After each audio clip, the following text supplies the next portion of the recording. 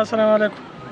زه اجمل له کونړ له څوکۍ ولسوالۍ ملمتاز سپرکو باندې د زلزله پوله د ساحې نه چې فعلا اوس د څوکۍ کلي په دې کم کې پراته یې. الحمدلله د محسن ډېره مننه کوو چې موږ ته دغه خوراکي توکي سامان خوراک راورسو. الله یې دوی سره نور همکاري وکړي او د الله تر او تازه لري.